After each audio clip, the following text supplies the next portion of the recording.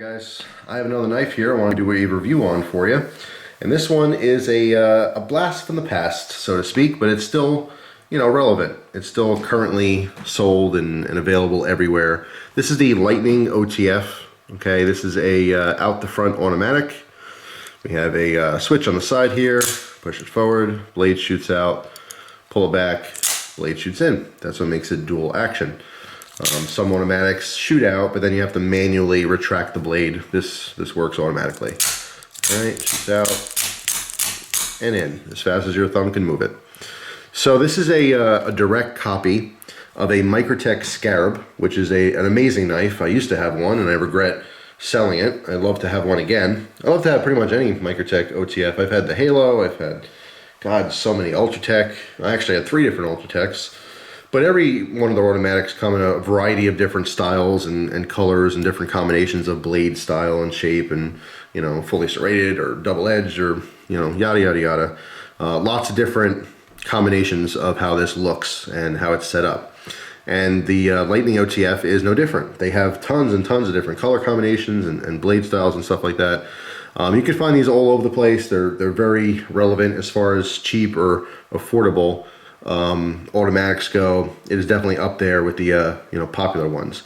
Price $40. You can pay $40 pretty much everywhere. Most dealers have these for $40. A good source for affordable, or how I call them, cheap, both in the price and the quality.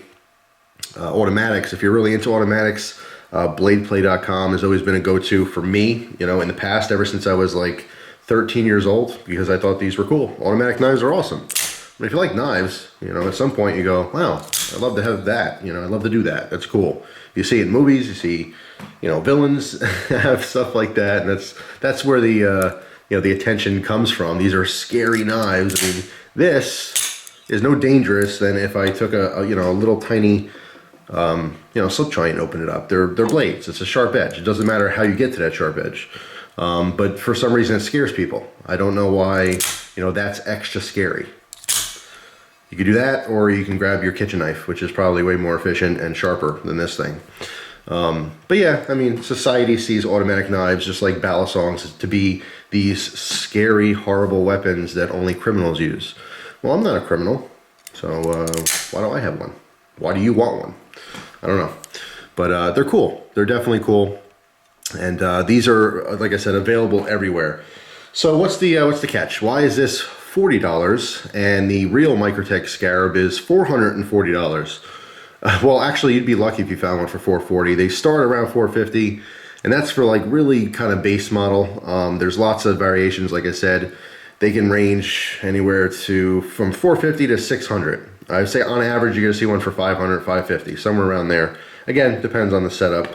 And then of course there's custom versions, custom grounds and hand finish and all that kind of stuff, upwards of $1,500 for a Scarab. So what's the deal with the $40 one? Well, of course, as you guessed it, it is nowhere near the same quality. The blade steel here is a big fat question mark, because I don't know what the blade steel is, and most people don't either. I can tell you that they come relatively sharp, but it's a very soft steel. Really doesn't hold an edge at all. I mean, it's not going to be paper slicing sharp. I mean, you can cut a box open, you can tear through cardboard with it. You can do very basic cutting chores, but once you get it razor sharp, which you can get it to a paper slicing sharp, it doesn't hold it, at least not for me. I've sharpened this knife numerous times since I've had it. The point dulls out fairly quickly as well. So, it's poor quality, as you would guess. However, the blade steel, in other words, the performance is poor quality. The one thing I've tried to do is kill this spring. There's actually 2 springs. If you ever seen, maybe one of these days I'll take it apart and I'll show you, because I can actually take this apart as opposed to a real Scarab. You got to buy their, proprietary, little bits. But yeah, I mean, I'll show you. There's just basically a spring on each side, and it shoots out and locks into place. It's really simple. You'd be surprised if there's no magic going on inside here. Okay, very simple mechanics. All right, so let's take a closer look here. Our handle here is aluminum. It's 4.75 inches closed. We have a 3.25 inch blade. Again, They come in a variety of different styles. This one is hollow grounds. Again, steel is a total mystery, no idea. If I had to guess, it's probably like a 420, you know, stainless. That's my best guess anyway. But the overall length here is an even 8 inches, and it weighs 3.9 ounces. Does have a pocket clip, which this bottom screw is constantly getting loose on me. So you can see it's got a nice deep scratch in there from the pocket clip, and it likes to wiggle around and stuff. But yeah. All right, so here's a closer look at our switch. Sometimes people refer to it as a button because, you know, side opening automatics have a button you push, but this it's not a button. You're not pushing it down in, you're sliding it, so it's more of a switch.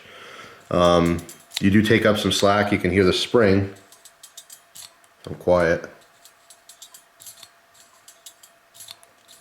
But if you're familiar with firearms, it's very much like, you know, a trigger where you take up some of that slack, and then you have resistance, and then when you push further, that's when you have your action. Okay. Very easy to open and close. You have a really good grip on here. There's ridges on both sides of our switch here, but they're not super grippy. It's just the fact that it's literally curved so much. Your thumb just locks in. It's very natural. It's in a good position. Again, copying a very well-known, very nice knife, the Microtech Scarab. You know, it works just the same. Your finger really locks in. You're not gonna accidentally, you know, fly off of it. Once you go to actuate that, very easy to do, okay? And then of course it's still very natural, again, to pull back on the top part, okay? I've tried to kill this thing. I seriously thought because it's a cheap knockoff that eventually, you know, it would break, it wouldn't work anymore. And it just keeps on kicking. Doesn't matter how much I open and close it, doesn't matter how fast I do it. I mean, it's just, it works. All right, let's talk about safety for a minute here. If you notice, there's no safety switches. Sometimes on side opening automatics that incorporate a button, there's a switch so the button doesn't accidentally get pushed. With OTFs, whether they're knockoffs or good ones, a lot of times you don't see any safeties on them, simply because it takes quite a bit of force to actually get that switch to actuate the blade. All right, so there's not a lot of fear. Like even if you you know, put your hand in your pocket and bump that switch, it takes force. You're not going to accidentally open this knife. Okay, I mean, it takes a good amount of force. I can rub that very hard,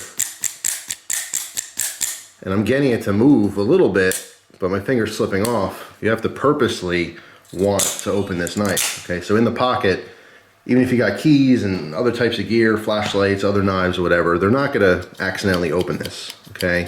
I don't know exactly where it is, you know, in, let's say, reference to like a trigger pull. If I had to guess, it's probably, I don't know, maybe it's definitely heavier than most trigger pulls. So maybe it's a 10-pound trigger pull, if, you know, if that's how you want to compare it. In other words, you're not going to accidentally pop that blade out in the pocket, okay? It would be extremely, extremely rare. All right, so the ultimate question, is it worth 40 bucks? Physically, no. For $40, you can get a much better performing knife. However, it's pretty damn fun. And I would guess that most of you guys out there, including myself, can easily, you know, spend 600 bucks, 500 bucks, even 450 bucks on the real deal. You know, as far as myself, I can trade a bunch of things, or I can save, you know, but to spend 600 bucks, it'll take me, you know, at least a few months to save that up.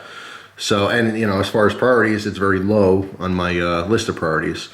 So, being a fun knife, yeah, hell yeah, it's worth 40 bucks. If you guys want an OTF and you're drooling over the Microtech and you just can't get one, yes, absolutely, get a Lightning OTF.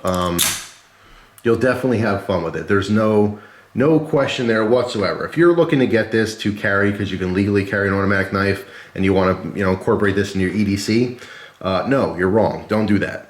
It's a waste of money. It's not going to perform for you. Save up for the real deal and get a Microtech. But the 99.9% of you out there who would want to buy this knife in the first place, you're not buying it to carry it. You're buying it to show off to your friends, to show off to your neighbors. Maybe someone at work would think it's cool. You're buying it because you want to play with it while you're watching knife videos. You're buying it because you want to add it to a collection of different knives you have because it's a different style of knife. You're buying it because it's a fun knife to use around the house. Those are the real reasons. Let's be honest with ourselves, you know. And for that, yeah, it's worth 40 bucks. You get a lot of joy out of owning a knife like this. Just don't expect it to perform really well. That's all. If you can handle that, if you can accept that it's not a good knife to use, then you can certainly enjoy it because it's a very, very good knife to play with. So I'll leave it at that. Like I said, you can get any color combo that you can think of. So pretty damn cool. The Lightning OTF knife. Yeah, I dig it. It's cool. So there you go. There's my review on this thing. If you do like the design and you've really been playing with the idea of actually carrying an automatic knife, if you're police or military, of course you have you're an exception to the rule and you're allowed to have automatic knives pretty much everywhere.